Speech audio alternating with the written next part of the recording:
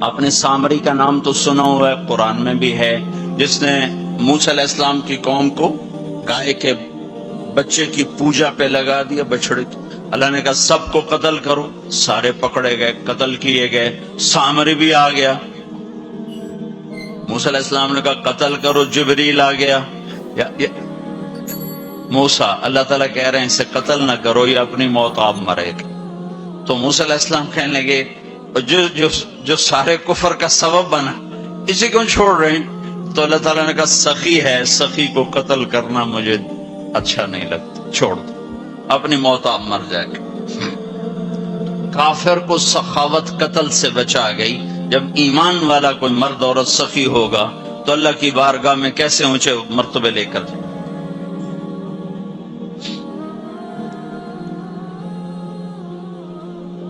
تو اپنے اوپر خرچ کرو وسعت کے مطابق، اللہ نے روکا نہیں ہے، منع نہیں کیا ہے، منع نہیں کیا ہے، لیکن غریب کو بھی یاد کرو۔ زکوٰۃ کو فرض قرار دیا اور آپ نے فرمایا جس نے مزدور سے کام لیا اور اس کو مزدوری نہ دی، یہ تمہارے کراچی میں ہر وقت ہو رہا ہے، ہر جگہ ہو رہا ہے، جتنا بڑا کوئی طاقتور ہے اتنا وہ اپنے نوکروں پر ظالم بھی ہے، جابر بھی ہے، اور ان کے حقوق بھی مارتا ہے، چونکہ فریاد ہی نہیں کر سکتا۔ میرا پنجاب کا زمیندارہ ماحول سارا ایسا ہی۔ تو آپ نے فرمایا جس نے مزدور سے کام لیا اور اسے موقع پہ تنخواہ نہ دی اور اس کے پیسے مار لیے، تو اس مزدور کا قیامت کے دن میں وکیل بنوں گا، میں اس کا کیس لڑوں گا، اور جس کا کیس میرے نبی نے لے لیا پھر اگلا کوئی بچ کے جا سکتا ہے کہیں؟ ہم مزدور کا پسینہ خشک ہونے سے پہلے اس کے ہاتھ میں پیسے پکڑا دو۔ پھر مزدور سے فرمایا، یہ دونوں طرف کا خوبصورت، کیا دین خوبصورت ہے، کہ جو اپنے نوکر کی، جو اپنے مالک کی نوکری بھی پوری دیانتداری سے کرے اور اللہ کی بندگی بھی دیانتداری سے کرے تو اسے ہر کام پہ دگنا اجر ملے گا، دگنا۔ یعنی میں ایک نماز پڑھتا ہوں، میری 10 ہیں، اس کی 20 ہوں گی۔ میں ایک روزہ رکھتا ہوں، میرا 1 ہے، اس کے 2 ہوں گے۔ میں ایک قرآن ختم کرتا ہوں، میرا 1 ہے، اس کے 2 ہوں گے۔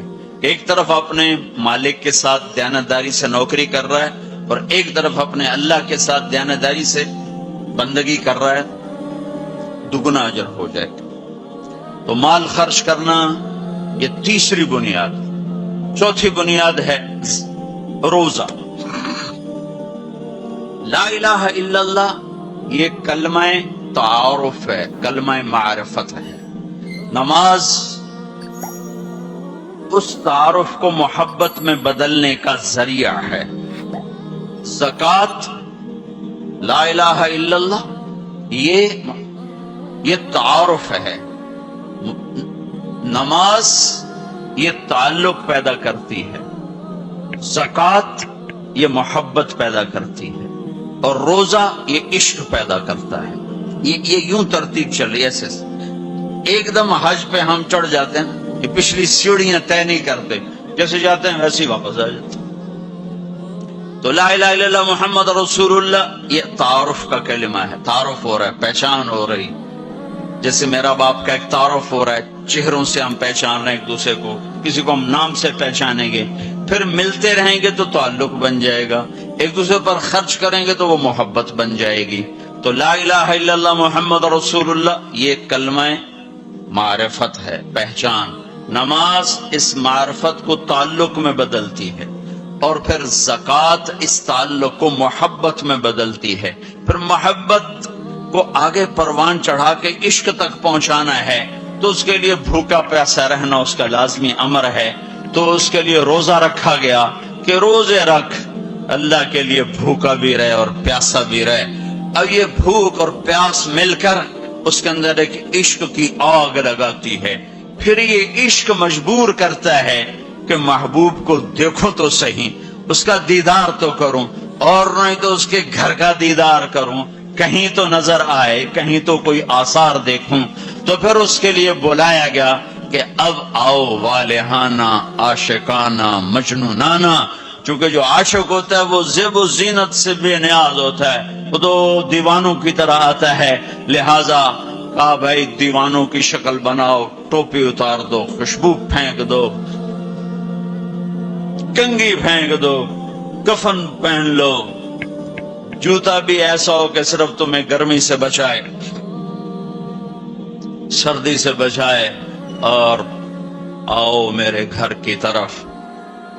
کراچی میں کہا تضرعا و خفیہ، مجھے یاد کرنا تو آہستہ آہستہ، شور نہ مچایا کرو، اور جب بیت اللہ میں بلایا قال عجب ثج، شور مچاتے ہوئے، کہ دیوانے شور مچاتے ہوئے پہچانے جاتے کہ دیوانہ ہے، بڑا سنجیدہ تو تھا، بڑا عقل مند ہے، کہ نہیں وہاں عاشق بن کے جانا ہے، عاشق ہوں میں عشق کما میں، یہ میری زبان کی شاعری ہے، تمہیں مزہ آئے نہ آئے مجھے مزہ لینے دو، عاشق ہوں میں عشق کما میں، دل رکھیں وانگ پہاڑاں ہو، سہ سہ بدیاں ہزار غلام ہیں، کر جانے باغ بہاراں ہو، منصور جے چک سولی دیتے، جڑے واقف کل اسراراں ہو، سجدیں سر چائیں نہ باہو، توڑے کافر کہن ہزاراں ہو، عاشق سوئی حقیقی جڑا، قتل معشوق دے مننے، سر نو جوڑے تے مکھ نہ موڑے، ہمیں 100 تلواراں کھنے،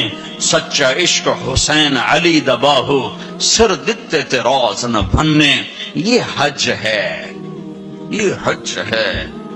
اب الحب ان یخفا وقد کم کتمتہ فاصبح عندی قد اناخ وطنبا، یہ ایک لڑکی بیت اللہ کا طواف کر رہی تھی اور یہ شعر پڑھ رہی تھی، اذا شد شوقی ہام قلبی بذکرہ وان رمت قربا من حبیبی تقربا، اور جنید بغدادی طواف کر رہے اور ان کے کانوں میں شعر پڑے، اور شعروں کا ظاہر بڑا جب ہے کہ میں نے تو محبت کو بہت جھٹکے دیے، بہت اپنے آپ کو بچایا، پر عشق نے میرے دل میں ڈیرے ڈال دیے اور خیمے گھاڑ دیے، تنابیں کس دیں، مجھے کہیں کا نہ چھوڑا، مجھے کسی کا نہ چھوڑا، میں ایک ہی کی ہو کے رہ گئی، جب اس کا خیال آتا ہے تو میں پاگل ہو جاتی ہوں، جب وہ نظر آتا ہے تو میں ہوش میں آتی ہوں۔ تو وہ جنید بغدادی کہنے لگی وہ لڑکی بیت اللہ میں کیا کہہ رہی، تو اس نے دیکھا اور ہنس پڑی، لولا التقى لم احجر عن طيب الوطن، کیا سمجھے ہو، میری بات کو غلط سمجھے ہو، مجھے میرے رب کا عشق رات کے اندھیرے میں یہاں لایا، میں کسی اور کی بات نہیں کر رہی۔ پھر کہنے لگی تم کس کا طواف کر رہے ہو؟ تو جنید کہنے لگے بیت اللہ کا، تو وہ زور سے ہنس پڑی اور یوں آسمان کو دیکھا، کہنے لگی واہ میرے رب، تیرے بھی کیسے دیوانے بندے ہیں جو تجھے چھوڑ کے پتھروں کا طواف کرتے ہیں، جو تجھے چھوڑ کے پتھروں کا طواف کرتے ہیں۔ جنید فرماتے میں تو بے ہوش ہو کے گر گیا، جب ہوش آیا تو وہ بچی جا چکی تھی۔ تو لا الہ الا اللہ محمد رسول اللہ پہ محنت تعارف، نماز پہ محنت تعلق، مال کا خرچ کرنا محبت، روزے رکھنا عشق، اور حج پھر وصال ہے، ملاپ ہے، ملاقات ہے۔ دیکھو نا، کوئی عبادت کی شکل ہی نہیں ہے کہ ایک آدمی ننگے سر ہے، 2 چادریں پہنی ہوئی ہیں اور بیت اللہ میں چکر لگا رہا ہے، بھائی کیا کر رہے ہو؟ اچھے کوٹھے تے چڑھ دیکھا، ابھا دیکھا لمحہ دیکھا، ڈٹھی دل کو دیواں ٹیکا، سجن مل سم کے مر پوساں، یہ طواف ہے کہ میں تو کبھی دائیں دیکھتی ہوں، کبھی بائیں دیکھتی ہوں، کبھی آگے کبھی پیچھے، کہیں میرا محبوب نظر آئے، نہ نظر آئے تو میں مر جاؤں گی، جان کی بازی ہار بیٹھوں گی، میں محبوب کی تلاش تیرے کوچے اس بہانے، مجھے دن سے رات کرنا، کبھی اس سے بات کرنا، کبھی اس سے بات کرنا۔ حج عشق ہے، وہ ہمیں حاصل نہیں ہوتا ہے، لہذا تھوڑی سی تکلیف آتی، عثمان جی پیسے اتنے لائے نہیں تحقیق کی تجے ساڑھے نہ، کیونکہ وہ تو کھانے پینے کا پروگرام ہے، کھابا پروگرام ہے، کیا بوفے مجھے یاد نہیں آ رہا، بوفے ٹھنڈا ملا ہے، اس کے تو تصور میں ہی نہیں ہے کہ میں کسے ڈھونڈنے آیا ہوں۔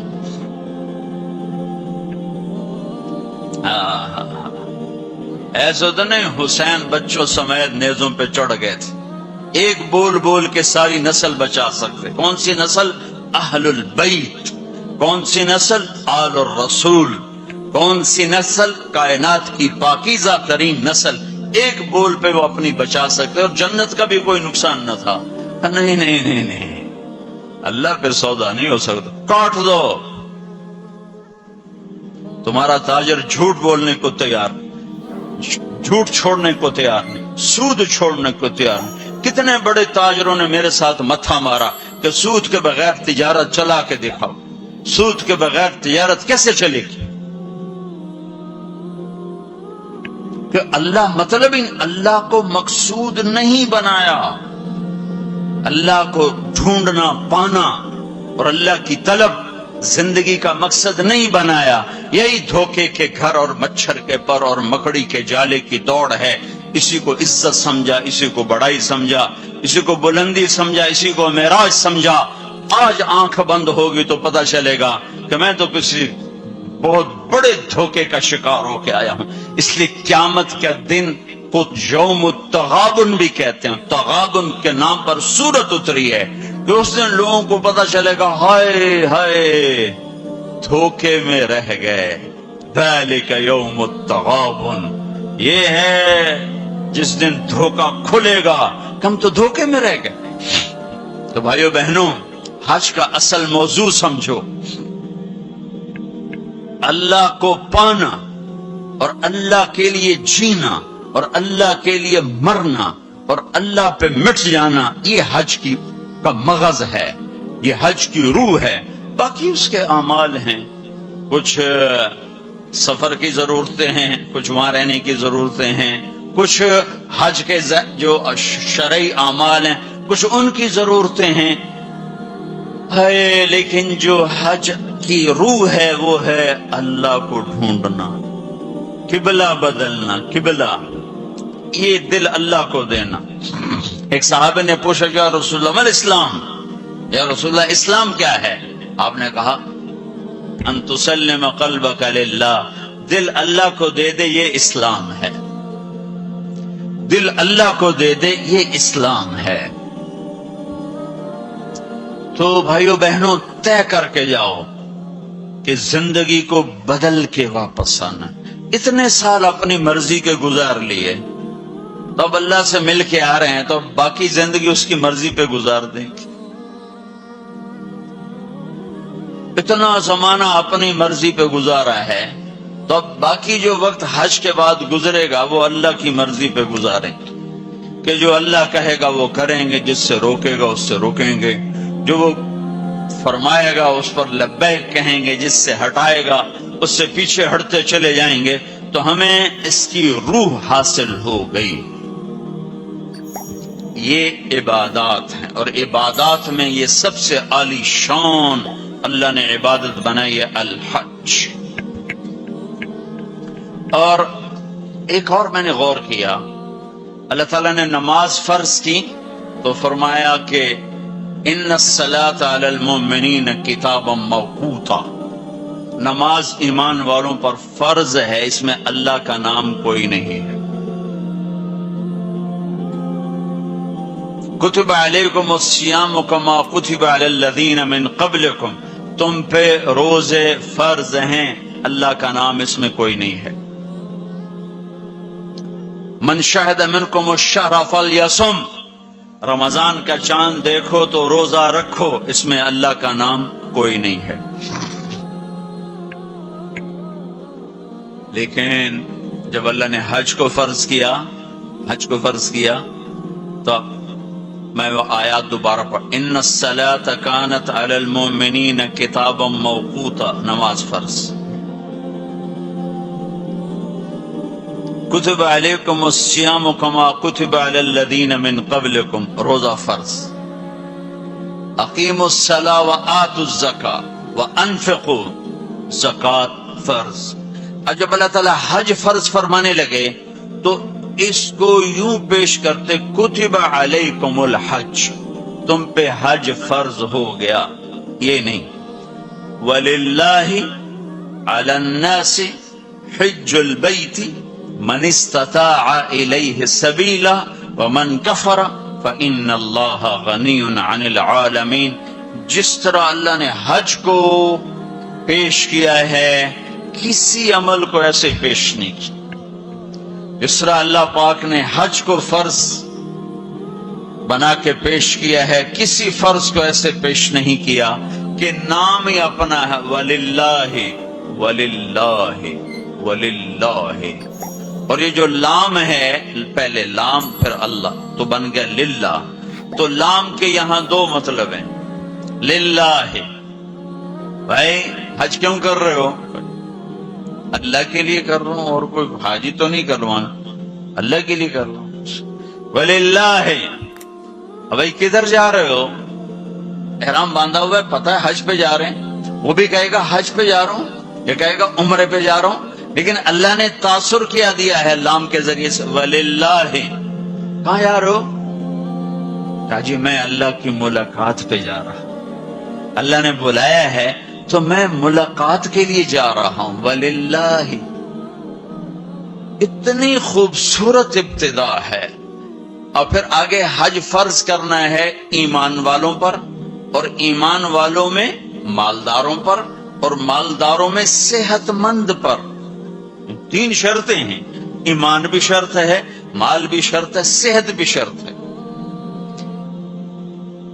مال والا ہے، صحت کوئی نہیں، حج سخت، ایمان والا ہے، مال کوئی نہیں، حج معاف۔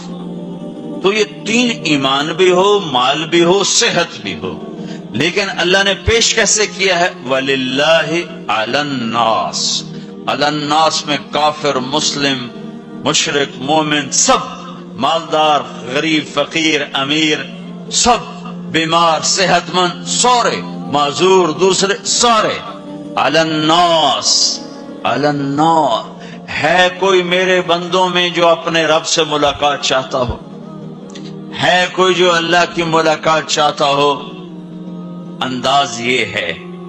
اور آگے چونکہ صرف مالداروں کو اور صحت مند کو لینا ہے تو کہا حج البیت من استطاع الیہ السبیلا، اس کو آخر میں لائے، پہلے نہیں لائے، آخر میں لائے کہ ہاں بھائی تمہارے رب کی تمنا تو یہ ہے کہ سارے ہی آ جاؤ میری ملاقات کی۔ ایک واحد بادشاہ ہے جو فقیروں کا ہجوم دیکھ کے خوش ہوتا، جو سوالیوں کا ہجوم دیکھ کے خوش ہوتا ہے، باقی جتنے ہیں وہ سوالیوں کو دیکھ کے ڈانٹتے بھی ہیں، بھاگتے بھی ہیں، دروازے بھی بند کرتے۔ ایک اللہ ہے، عجب صفت ہے، مانگو تو خوش ہوتا ہے، نہ مانگو تو ناراض ہو جاتا ہے۔ مانگتے کیوں نہیں؟ سب سے آخری جنتی کو اللہ تعالیٰ بڑے مزے سے نکالے گا جنت، اسے ایک اعلیٰ درجہ دینا ہے جو اس کا سٹیٹس ہے، اس سب سے آخری جنت، تو اس کو اللہ تعالیٰ جہنم پر لائے گا، پیچھے کمر جلے گی، آگے جسم محفوظ۔ تو اس کے دل میں اللہ سوال پیدا کرے گا کہ یا اللہ کہ مجھے جہنم سے تھوڑا باہر نکال دے، تیری بڑی مہربانی۔ تو اللہ کہے گا اور کچھ پھر مانگو گے؟ کہنے بالکل نہیں مانگتا ہوں۔ تو اللہ اس کو جہنم سے باہر نکال دے، تو آگے تھوڑی سی جنت دکھا دے۔ اب آدمی کی حرص و ہوس تو ختم ہو نہیں سکتی، تھوڑی دیر بعد کہے یا اللہ وہ چھوٹی سی جنت مجھے دے دے، تیری بڑی مہربانی۔ تو اللہ کہے گا پھر اور تو نہیں مانگے گا؟ کہنے بالکل تیری عزت کی قسم نہیں مانگتا ہوں۔ تو اللہ وہاں پہنچا دے۔ تھوڑی دیر کے بعد ایک اور اس کو درجہ دکھا دے گا۔ جب ادھر دیکھے گا پہلے آدمی پیدل اور کہتے اللہ سائیکل ہی دے دے، جب سائیکل آ جاتا ہے پھر کہتے ہیں اللہ موٹر سائیکل دے دے، جب موٹر سائیکل آ جاتا ہے پھر کہتے ہیں اللہ گڈی دے دے چاہے سزوکی کیوں نہ ہوئے، جب سزوکی آ جاتی بھائی اللہ ٹوٹا ہی دے دے، تو آدمی کا ہرس آگے آگے جاتا ہے، تو تھوڑی دیر تک تو دیکھتا رہے گا، پھر چپ پھر کہے گا جی اللہ یہ مجھے درجہ دے دے، تیری بڑی مہربانی۔ تو اللہ فرمائیں گے پھر آگے تو نہیں مانگو گے؟ نہیں، تیری عزت کی قسم آگے نہیں مانگتی، تو اللہ وہاں پہنچا دے گا، پھر اس کا اصلی مقام اس کو ظاہر کرے گا جہاں اس نے جانا ہے۔ وہ آخری جنتی، میرے نبی نے فرمایا میں آنکھوں سے دیکھ رہا ہوں، جہنم سے نکل رہا ہے اور جنت میں جا رہا ہے، اس کا نام ہوگا جوہینہ، میرے نبی نے بتایا، اس کا قبیلہ ہوگا جوہینہ، عرب قبیلہ ہے، عرب۔ اور جب وہ اس کو، وہ آخری جنتی، اس کو اس دنیا سے 10 گنا بڑی جنت اللہ عطا فرمائے گا، اس زمین سے 10 گنا بڑی، تو اللہ یوں دکھائے گا، تو اب وہ اس کو دیکھے گا تو اب جو نظر آ رہا ہے وہ حقیر ہو جائے گا،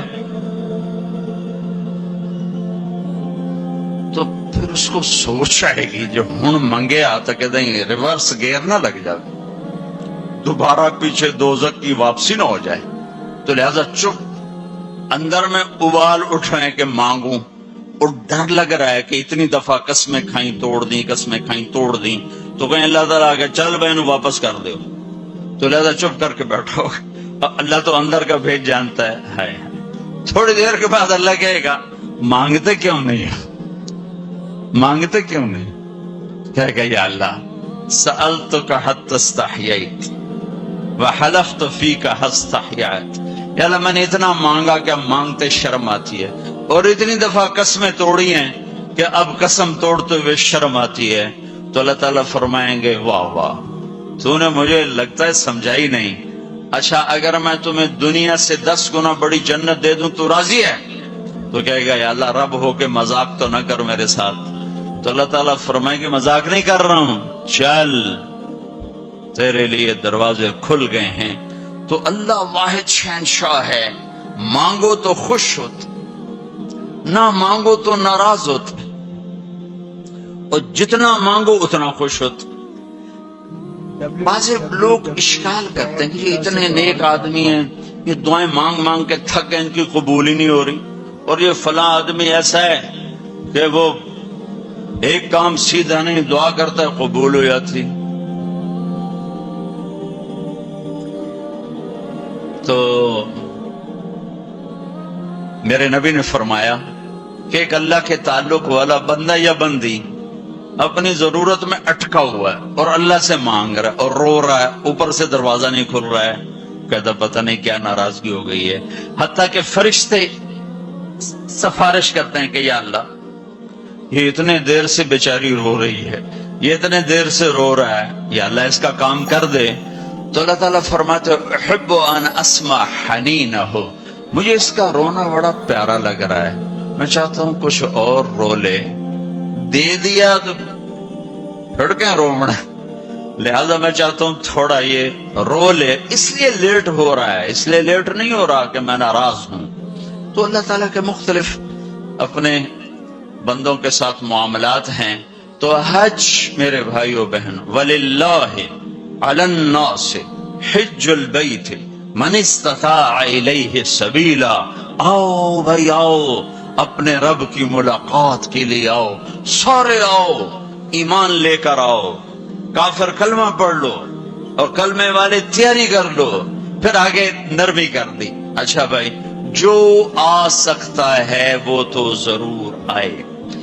اس پیشکش میں اتنی محبت تھی کہ سننے والے کو یہ شک پڑ سکتا تھا کہ لگتا ہے اللہ کو ہمارے حج کی ضرورت پڑ گئی ہے، تو پھر ومن کفر، نہیں آؤ گے نا، یہاں کفر سے مراد کافر ہونا نہیں، ومن کفر، جو حج پہ نہیں آتا فإن اللہ لغنی عن العالمین، تو مجھے صرف تمہاری نہیں، مجھے تو کل کائنات کی پرواہ کوئی نہیں، تم نہیں آؤ گے تو کیا ہو جائے گا۔ تو آخر میں اپنی ذات کو صاف کیا ہے اور شروع میں اپنی محبت کا اظہار کیا ہے۔ تو بھائی بہنوں یہ نیت کر کے جاؤ کہ واپس والی زندگی وہ نہیں ہوگی جو پہلے تھی، وہ نہیں ہوگی جو پہلے تھی۔ تو اللہ کی ملاقات اس طرح ہو کہ ماضی اور حال اور ہو جائیں اور مستقبل اور ہو جائے، تو گویا ہم اللہ کی بارگاہ میں اپنی مہر لگوا کے آ گئے۔ یہ اسلام کا عبادت کا پہلو ہے۔ یہ عبادت کا پہلو اس وقت مکمل ہوگا جب اس کے ساتھ اخلاق کا پہلو جڑے گا، وہ ہے لوگوں کے حقوق ادا کر۔ سب سے انشاءاللہ میں اللہ کے نبی کا خطبہ پڑھ کے سناؤں گا عرفات میں۔ 3 دن آپ نے تقریر فرمائی، تینوں دن ایک ہی جگہ سے بیان شروع کیا، لوگوں تمہاری عزتیں، تمہارے جان، تمہارے مال ایک دوسرے کے لیے حرام ہو گئے، کسی کی عزت پہ، کسی کے مال پہ، کسی کی جان پہ ہاتھ نہ ڈالنا۔ اور آخری جملہ ہے لا ترجع عبادی کفارا یضرب بعضکم رقاب بعض، دیکھو میرے بعد کافر نہ ہو جانا کہ ایک دوسرے کے گلے کاٹتے پھر رہے ہو، ایک دوسرے کے گلے کاٹتے پھرنا گویا میرے نبی کی نظر میں کافر ہو جانا ہے۔ یہ آخری جملہ تھا۔ اور پھر ایک اور آخر، لا تصودوا وجہی یوم القیامہ، دیکھو مجھے قیامت کا دن تمہاری وجہ سے شرمندہ نہ ہونا پڑے، مجھے شرمندہ ہونے سے بچانا۔ یہ آپ کے خطبات کے آخری الفاظ ہیں۔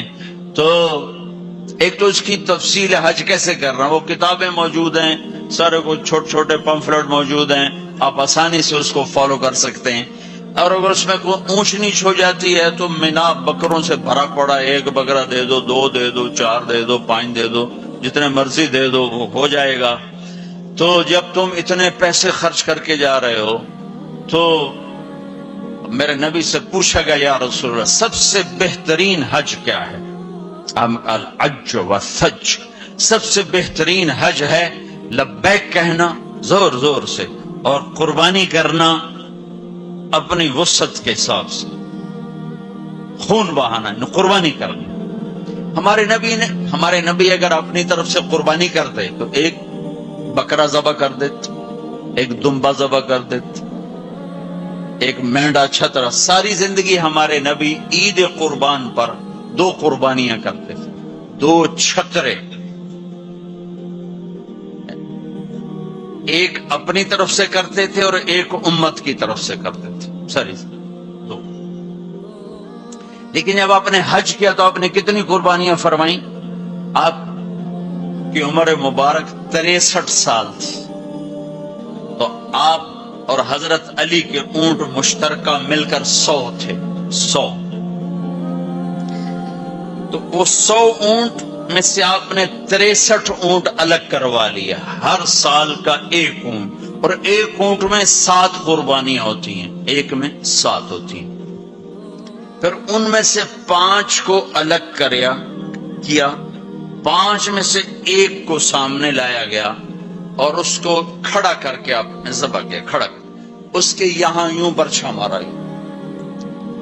تو یہاں تو جانور ہو، بکرا ہو، اونٹ، جب اس کو برچھا لگتا ہے تو وہ شور مچاتا ہے، کرتا ہے۔ لیکن جب وہ اس اونٹ کو لگا نبی کے ہاتھ سے برچھا تو اس کی خوشی سے ہائے نکلی، اور پیچھے جو اونٹ کھڑے تھے ان میں جنگ شروع ہو گئی۔ ہر اونٹ رسی توڑ کے آگے بڑھ کے ذبح ہونے کی کوشش کر رہا تھا کہ کہیں میں پیچھے نہ رہ جاؤں، میں پہلے ذبح ہو جاؤں، میں پہلے ذبح۔ نہ شود نصیب دشمن کہ شود ہلاک تیغت، سر دوستاں سلامت کے تو خنجر آزمائی، ہم آہوں آنے سہرا سر خود نہاد برکف، با امید آن کے روزے بشکار خواہی آمد، کہ آج سارے جنگل کے ہرنوں کو انتظار ہے کہ آج ہمارا محبوب شکار کرنے آ رہا ہے۔ تو ہر ہرن گردن جھکا کے کھڑا ہے کہ میں ذبح ہو جاؤں، میں ذبح ہو جاؤں، میں ذبح ہو جاؤں۔ تو یہ شعر میرے نبی پہ فٹ آتا ہے کہ سارے اونٹوں میں جنگ شروع ہو گئی اور ہر ایک کا زور تھا میں ذبح ہو جاؤں، میں ذبح ہو جاؤں۔ آپ نے 63 اونٹ ذبح فرمائے اور برچھا پھینک دیا، اور اپنی بیویوں کا حصہ اس میں نہیں رکھا، بیویوں کے لیے الگ قربانی کی، بیویوں بیگمات کے لیے الگ قربانی کی، اور اپنے 63 اور 7 ہر اونٹ میں، اور پھر یہاں تک فرمایا کہ علی جو گوشت بنائے اس کو مزدوری گوشت میں سے نہیں دینی، میں الگ سے دوں گا، اس کا ہر ٹکڑا اللہ کے نام پہ جانا چاہیے۔ گوشت میں سے مزدوری بھی نہیں دی، الگ سے مزدوری دی۔ اور پھر فرمایا کہ آؤ بھائی جو لے جانا چاہتا ہے لے جائے۔ پھر فرمایا حضرت علی سے کہا ایک ایک بوٹی سارے اونٹوں سے لے لو اور ایک دیگ چڑھا دو۔ تو وہ ایک ایک بوٹی سارے اونٹوں سے لے کر دیگ چڑھائی، پھر آپ نے اس کے پکنے کا انتظار کیا۔ جب وہ تیار ہو گئی تو پھر آپ نے، حضرت علی نے، چند اور صحابہ نے مل کر اس کا گوشت کھایا، شوربہ پیا، اور پھر اس کے بعد آپ طواف زیارت کے لیے تشریف لے گئے۔ تو آپ مالدار لوگوں قربانی کرنا دل کھول کے، ماڑے ماڑے جانور نہ تلاش کرنا، بھائی سستا کڑا لگتا ہے، اللہ کے نام پہ لگانا۔ جھگی پھونک تماشا ویک ہماری پنجابی کی مثال ہے، لگا تو صحیح پھر دیکھ آتا کیسے ہے واپس۔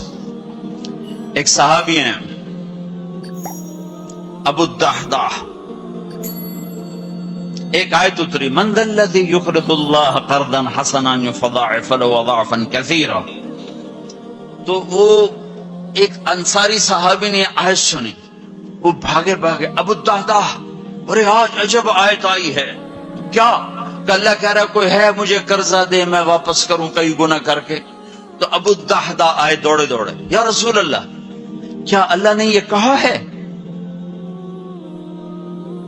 کہ مجھے قرضہ دو میں واپس کروں؟ ہاں۔ کہا یا رسول اللہ اللہ کو کیا ضرورت قرضہ مانگنے کی، کہ اللہ چاہتا ہے اس کے بدلے اللہ تمہیں جنت دے۔ کہا اچھا اگر میں اللہ کے نام پہ دوں تو آپ وعدہ کرتے ہیں میری جنت کا؟ ہاں وعدہ۔ کہ میری بیوی کی جنت کا؟ کہا ہاں وعدہ۔ کہ میرے بچوں کی جنت کا؟ کہا ابو دحداح تو زیادہ ہی مانگتا جا رہا ہے، پر تیرے بچوں کا بھی؟ یا رسول اللہ ہاتھ بڑھائیں، میرے 2 باغ ہیں دونوں اللہ کے نام پہ صدقہ۔ ہم کہا نہیں ایک دے دو، ایک رکھ لو، ایک بچوں کے لیے رکھو، ایک اللہ کے نام پہ دو۔ اچھا پھر میرا وہ باغ جس میں 600 کھجوریں ہیں وہ میں نے اللہ کو دے دیا۔ ہم کہا ٹھیک ہے جا تو، تیرے بچے، تیری بیوی، جاؤ جنت۔ انہوں نے وہاں سے دوڑ لگائی اور باغ میں نہیں گئے، باہر کھڑے ہو گئے کہ کہیں اندر جا کے نیت نہ بدل جائے، جیسے یعنی لوگ سودے سے پھرتے، دوڑم سارے لٹو بنے ہوئے، 4 پیسے اوپر گیا سودے سے پھر گئے، 4 پیسے نیچے گیا سودے سے پھر گئے، جیسے ایمان اور زبان کا بول کوئی چیز ہی نہیں۔ پیسہ ہی خدا بناؤں میں، پیسے کے پیچھے ایمان بھی بک رہا ہے، عزت بھی بک رہی ہے، غیرت بھی بک رہی ہے۔ میرے نبی نے فرمایا میرا امتی ہر گناہ کر سکتا ہے، ایک جھوٹ نہیں بول سکتا، ایک دھوکہ نہیں دے سکتا۔ سارا کراچی جھوٹ اور دھوکے کا، کراچی نہیں میرا ملتان لے لو، لاہور، سندھ، بلوچستان لے لو، سرحد لے لو، جھوٹ جھوٹ جھوٹ، دھوکہ دھوکہ دھوکہ۔ میرا امتی ہر گناہ کر سکتا ہے، جھوٹ نہیں بول سکتا، دھوکہ نہیں دے سکتا۔ ساری تجارت، سارا سب کچھ اس پہ آ چکا۔ تو آپ باہر کھڑے ہو گئے، کہنے گئے امت دہدا، بیوی کو بلایا، کہا کیا ہوا؟ کہا باہر آؤ باہر آؤ باہر آؤ۔ کیوں؟ کہا باغ اللہ کو دے دیا۔ اچھا اس کے بدلے میں تیری میری بچوں کی جنت پکی ہو گئی۔ ان کا ربح البیع ربح البیع، مبارک ہو مبارک ہو، بڑا اچھا سودا کیا، بڑا اچھا سودا کیا، بڑا اچھا سودا کیا۔ تو بھائیو گن گن کے رکھنے کے شوق نہ کرو، لگانے کا شوق رکھو، اپنے اوپر بھی لگاؤ، اللہ روکتا نہیں۔ کماؤ حلال، حرام نہ ہو، جھوٹ نہ ہو، سود نہ ہو، خیانت نہ ہو، جوا نہ ہو، سٹا نہ ہو، ذخیرہ اندوزی نہ ہو۔ تم سارے تاجر، کراچی کے نہیں پورے پاکستان کے تاجر عبد الرحمن بن عوف کی جیب میں آ جاؤ، جیب میں عبد الرحمن بن عوف رضی اللہ عنہ جو 10 بڑے صحابہ میں ایک، آپ نے کہا ابو بکر جنتی، عمر جنتی، عثمان جنتی، علی جنتی، زبیر جنتی، طلحہ جنتی، سعد بن ابی وقاص جنتی، عبد الرحمن بن عوف جنتی، عبد الرحمن بن عوف، ابو عبیدہ بن جراح جنتی، سعید بن زید جنتی. یہ 10 ٹاپ 10 صحابہ ہیں، ان میں ایک عبد الرحمن ہے. جب ان کا انتقال ہوا تو 3 ارب 10 کروڑ 20 لاکھ دینار، اے کاغذ دے نوٹ نہیں تو انہوں کمیں بے وقوف بنا چھڑا سارے نے. کاغذ چاہ کر ٹورے ودن، کوئی سیٹ صاحب، کوئی میاں صاحب، کوئی شیخ صاحب، وہ نیرا کاغذ ہی کاغذ. اور کاغذ بھی واپس لے کے پلاسٹک دے چھڑے ہے. کارڈ ہے جی کارڈ. مطلب ہم کیسے بدھو بنے، کیسے بدھو بنے. ارے دولت سونے اور چاندی کیا نام ہے؟ یہ کاغذ پہ ڈالر باڑے چلے جاؤ، ڈالر بھی لے لو، پاؤنڈ بھی لے لو، جو جتنے مرضی باڑے چلے لو. تمہیں بے وقوف بنایا ہے دنیا کے بنیوں نے. تمہیں کاغذ پکڑا دیے، تم سے جائیدادیں لے لی، اور پھر کاغذ بھی واپس لے کر تمہیں کارڈ پکڑا دیے. وہ فن لینڈ سے واپسی ہو رہی تھی تو وہ ہمیں بڑا کمرہ چاہیے تھا. وہ کمرہ چھوٹا تھا، وہ کروز تھا، یہ جو بڑے بڑے بحری جہاز چلتے، تو ہمیں کمرہ چھوٹا ملا. تو میں نے کہا یار کوئی بڑا کمرہ، تو ہماری جماعت بڑی ہے تو کوئی بیٹھنے کی ہو، کوئی سونے کی ہو. تو ہم وہاں گئے کاؤنٹر پر، تو اس نے کہا جی آپ 2500 کراؤن دے دیں تو ہم آپ کو کمرہ دے دیتے. ہم نے کہا لے لو. کہا نہیں ہم پیسے نہیں لیتے. کیا لیتے ہیں؟ کارڈ. وہ کہا بھئی پیسے تو زیادہ نہیں، کارڈ لیں گے. اب ہمارے تو پاس کارڈ نہیں تھے، تو سویڈن کا ایک ساتھی ہمارے ساتھ تھا، تو اس نے اپنا کارڈ دیا، تو انہوں نے وہ اس کو کراس کیا، تو اس میں انہوں نے ہمیں بڑا کمرہ دے دیا. تو تمہیں تو پاگل بنا گیا بنیا، دنیا کا سب سے بڑا بنیا. تمہیں کاغذ دے کے تمہیں سیٹ صاحب بنا دیا، شیخ صاحب بنا دیا، پتہ نہیں کیا کچھ بنا دی. اور عبد الرحمن جو چھوڑ کے مر رہے ہیں وہ کاغذ نہیں، کاغذ نہیں، 3 ارب 10 کروڑ 20 لاکھ دینار. ایک دینار 4.5 ماشے کا ہوتا تھا. اور ایک ماشا میں نے سنار سے پوچھا کتنے کا ہوتا ہے، انہوں نے کہا 5000 روپے کا ماشا چل رہا ہے. اب اس کو تم ضرب تقسیم کر کے دیکھ لو کہ عبد الرحمن کتنا چھوڑ کے دنیا سے تشریف لے گئے تھے.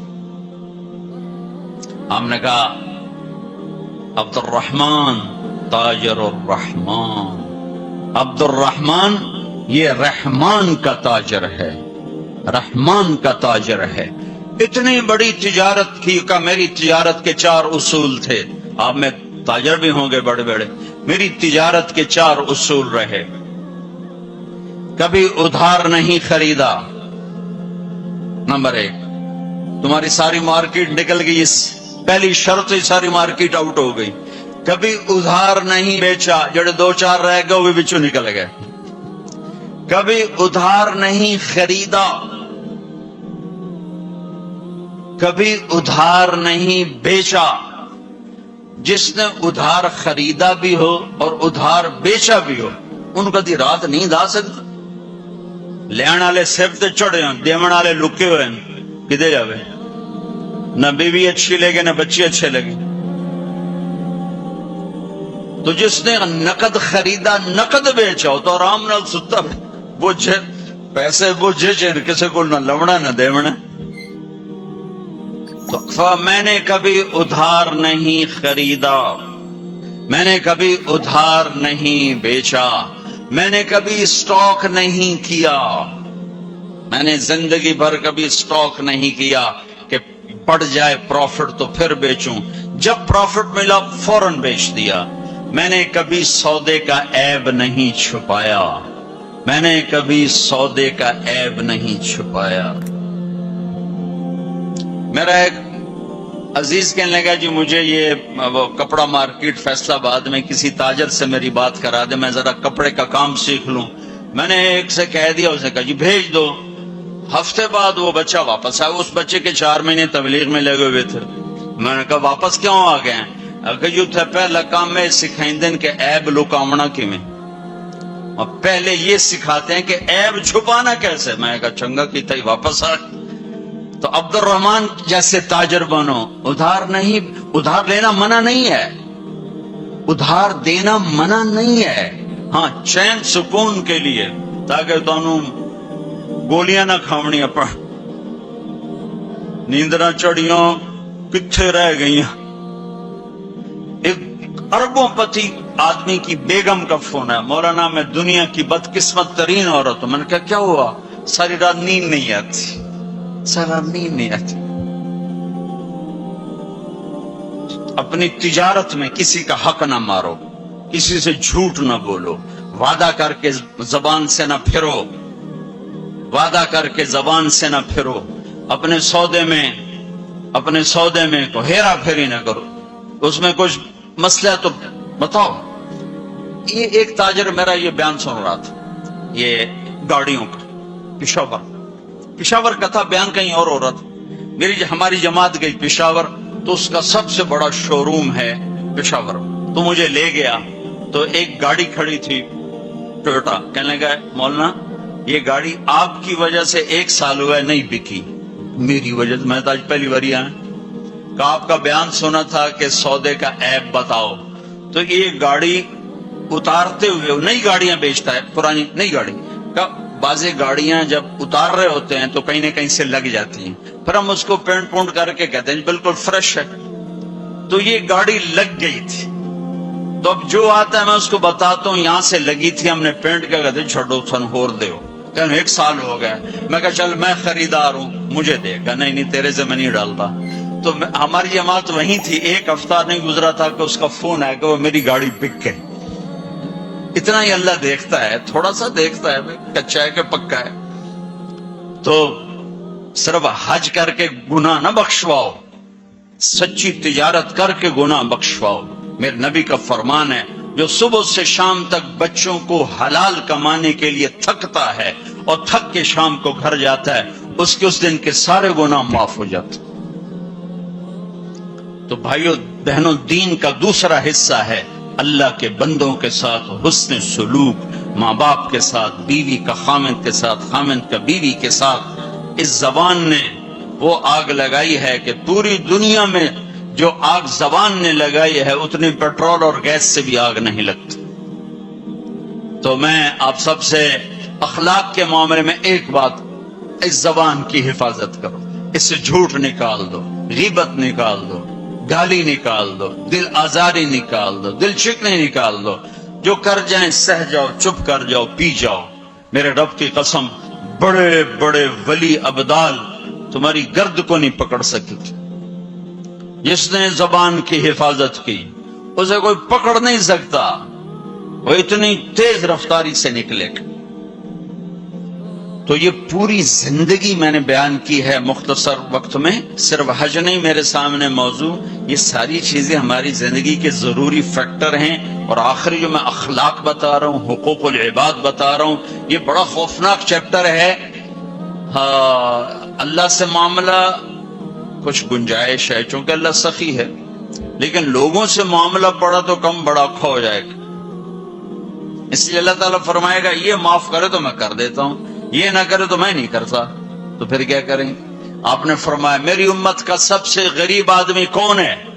کہا جی جس کے پاس پیسے نہ ہو. کا نہیں، میری امت کا غریب وہ ہے جو قیامت کے دن بڑے بڑے عمل لے کر آئے گا، حج، نماز، روزہ، زکوٰۃ، جہاد، تبلیغ، ذکر، تلاوت، پتہ نہیں کیا کچھ، لیکن حقوق العباد برباد کیے ہوں گے. کسی کو گالی دی، کسی کو تھپڑ مارا، کسی کی زمین دبائی، کسی کا گھر دبایا، کسی کے خلاف جھوٹا کیس کیا، جھوٹی گواہی دی، نوکر کو مارا، نوکرانی کو مارا. وہ سارے آ جائیں گے، یا اللہ ہمارا حق، کہ اتنی نمازیں دے دو، اتنے روزے دے دو، اتنے عمرے دے دو، اتنے حج دے دو، اتنا ذکر دے دو، اتنی تلاوت دے دو. وہ مائنس ہوتے ہوتے ہوتے ہوتے ہوتے وہ زیرو ہو جائے گا. ابھی حقدار باقی ہوں گے. تو پھر اللہ تعالیٰ فرمائے گا ان کے گناہ اس کے سر پہ ڈالو. ساری زندگی زنا نہیں کیا اور لوگوں کے زنا سر پہ پڑ رہے. ساری زندگی شراب نہیں پی، لوگوں کی شراب سر پہ پڑ رہے. ساری زندگی جوا نہیں کھیلا، لوگوں کے جوئے سر پہ پڑ رہے. اور آپ نے فرمایا کہ ساری زندگی کی عبادتیں کھو کر اور لوگوں کے گناہ سر پہ لے کر یہ جہنم میں جا کے گرے گا، یہ میری امت کا غریب ہے۔ تو اپنے اخلاق بھی بھائیو بہنوں ٹھیک کرو، اور یہ ایک زبان ٹھیک کر لو تو سارے اخلاق ٹھیک ہو جائیں۔ میرے نبی نے فرمایا معاذ تمہیں سارے دین کا خلاصہ بتاؤں؟ کہا جی کیا؟ مجھے دیکھنا، پچھلے بھی ذرا نظر اٹھا کے مجھے دیکھنا۔ معاذ تمہیں سارے دین کا خلاصہ بتاؤں؟ انہوں نے کہا جی کیا تھا؟ انہوں نے کہا یہ تم بھی دیکھ لو بھائی،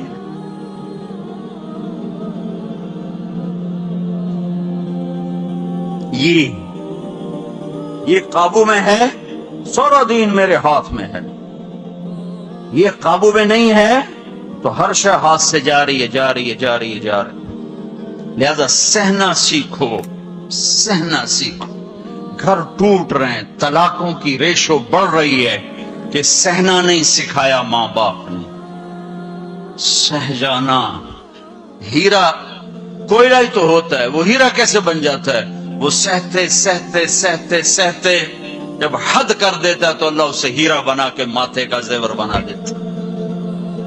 تو سہنا سیکھو، برداشت کرنا سیکھو، اپنے بچوں کو سکھاؤ، خاص طور پر بیٹیوں کو سکھاؤ کہ ہمارا سسرال 100% ظالم معاشرہ ہے۔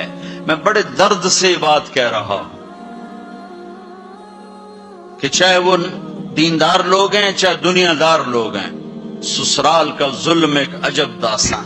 لوگ بتہ خوری کو، ہاں بتہ خوری ظلم ہے، اور ڈاکہ ظلم ہے، قتل ظلم ہے، یہ جو ظاہری ظلم نظر آتے ہیں۔ ایک ظلم وہ ہے جو میں سنتا ہوں، جب کوئی آدمی دین میں شہرت کر لیتا تو پھر لوگوں اپنے مسائل، حضرت یہ ہو گیا کوئی بتا دیں، حضرت یہ ہو گیا کوئی بتا دیں، تو بچیوں کے آنسو اور ان کی ہچکیاں سن سن میرا تو کلیجہ ہی جل کے رہ گیا کہ جو سسرال میں ظلم ہو رہا ہے اسے کہاں سے تولو گے؟ ایک عورت جب ماں ہوتی ہے تو ایک سراپا رحمت ہوتی ہے، وہی عورت جب ساس بنتی ہے تو سر سے لے کر پاؤں تک وہ ایک آگ بن جاتی ہے، پتہ نہیں کیوں۔ تو اپنی بچیوں کو صبر سکھاؤ، یہ بھی سکھاؤ کہ بیٹی بس زبان بند رکھنا، سہ جانا، آہ نہ کر لبوں کو سی، عشق ہے دل لگی نہیں، سینے پہ تیر کھائے جا، آگے قدم بڑھائے جا۔ آگے بڑھنے کا راستہ ہے، زبان سی لو، لب سی لو، زبان تالو سے لگا لو اور لوگوں کے سہتے جاؤ، سہتے جاؤ۔ میرے رب کی عزت کی قسم، عزتیں تمہارے غلام بن کر آئیں گی، اللہ کی رضا کا تاج تمہارے سر پہ سجایا جائے گا، عزت کے سہرے اللہ کا نبی تمہارے گلے میں ڈالے، تمہارے ماتھے کو روشن کیا جائے گا۔ سہنا سیکھو، سہنا سیکھو۔ بھائی بھائی سے ٹوٹا، میاں بیوی میں لڑائی، خاوند بیوی کی برداشت نہیں کرتا، بیوی خاوند کی برداشت نہیں کرتا، ماں باپ اولاد کی نہیں برداشت کرتا، اولاد ماں باپ کی نہیں برداشت کرتا۔ سہنا سیکھو۔ ہمارا سارا معاشرہ ایک میرے نبی کی سنت پہ عمل کر لے، برداشت کر لے، تو زندگی خوشحال ہو جائے گی، روشن ہو جائے گی۔ تو اللہ تعالیٰ آپ کا حج کا سفر قبول فرمائے۔ میں نے جو کہنا تھا کہہ دیا، پھر وہاں کچھ باقی باتیں یاد آئیں تو وہاں کہہ دوں گا، اور جب آپ حج سے واپس آ جائیں کچھ وقت تبلیغ میں ضرور لگائیں کہ یہ ایمان کو سیکھنے کی فرقہ واریت سے پاک ایک محنت ہمیں اللہ نے دی ہے، اور صدیوں کے بعد ایسا کام ملا ہے کہ جس سے لوگوں کو دین مل رہا ہے۔ اسپین میں جہاں میرا بیان تھا وہ ایک ہال تھا بہت بڑا، جس میں سارے دنیا سے علماء آتے ہیں یا کوئی سیاسی لوگ آتے ہیں، تو وہاں ان کی تقریریں ہوتی ہیں۔ لہذا وہاں ایک سسٹم ہے کہ جو بھی اسپیکر بیان کرے گا آٹومیٹک اس کا بیان اسپینش میں ٹرانسلیٹ ہو کر پولیس کے پاس چلا جائے گا۔ تو میں نے وہاں بیان کیا، تو رات کو لیٹ نائٹ ایک ساتھی ہے کہ جو چیف پولیس ہے، یعنی ڈی آئی جی سمجھ لو، وہ کہتا ہے کہ میں نے آپ کے اس عالم سے ملنا ہے، میں ان سے ملنا چاہتا ہوں۔ تو میں نے کہا ٹھیک ہے مل لیتے ہیں۔ تو 2 دن کے بعد ہماری ملاقات ہوئی، وہ کہنے لگا کہ جو باتیں آپ نے کی ہیں ہم نے کبھی زندگی میں سنی نہیں، ہمارے پاس تو ہر چیز آتی ہے، آپ نے اسلام پیش کیا ہے، آپ نے انسانیت کو پیش کیا ہے۔ یہ ایک غیر مسلم کہہ رہا ہے، غیر مسلم، کہ اگر ہر آنے والا اسکالر ایسے ہی بولے جیسے آپ بولے ہیں تو ساری دنیا میں امن قائم ہو جائے گا۔